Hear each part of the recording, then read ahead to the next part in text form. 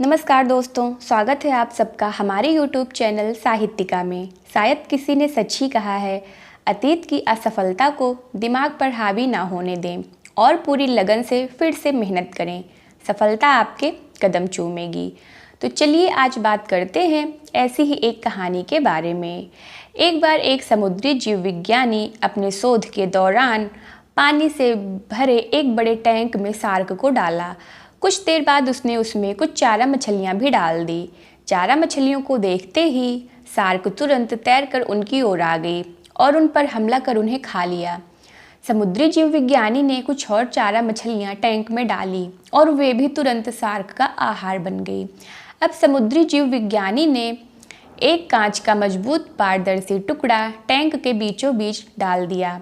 अब टैंक दो भागों में बंट चुका था। एक भाग में शार्क थी और दूसरे भाग में उसने कुछ चारा मछलियों को रखा था। विभाजक पारदर्शी कांच से शार्क चारा मछलियों को देख सकती थी। चारा मछलियों को देख के शार्क ने फिर से उन पर हमला करने के लिए जैसे ही उनकी ओर गई, लेकिन कांच का विभाजक टुकड़े से टकरा कर रह गई। उसने फिर से कोशिश की, लेकिन कांच के टुकड़े के कारण वह चारा मछलियों तक नहीं पहुंच सकी। शार्क ने दर्जनों बार पूरी जोश के साथ चारा मछलियों पर हमला करने की कोशिश की, लेकिन बीच में कांच का टुकड़ा आ जाने के कारण वह असफल रही। कई दिनों तक शार्क उन कांच के विभाजक के पार जाने का प्रयास करती रही, लेकिन सफल ना हो सकी। अतः थक हार कर उसने एक दिन हमला करना छोड़ दिया और टैंक के अपने भाग में रहने लगी।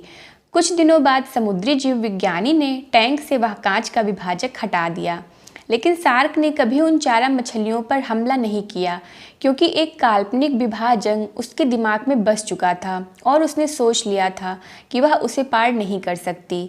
तो हमें इस कहानी से यह सीख मिलती है कि जीवन में असफलता का सामना करते करते कई बार हम अंदर से टूट जाते हैं और हार मान लेते हैं। हम सोच लेते हैं कि अब चाहे कितनी भी कोशिश कर लें, सफलता हासिल नहीं हो सकती है।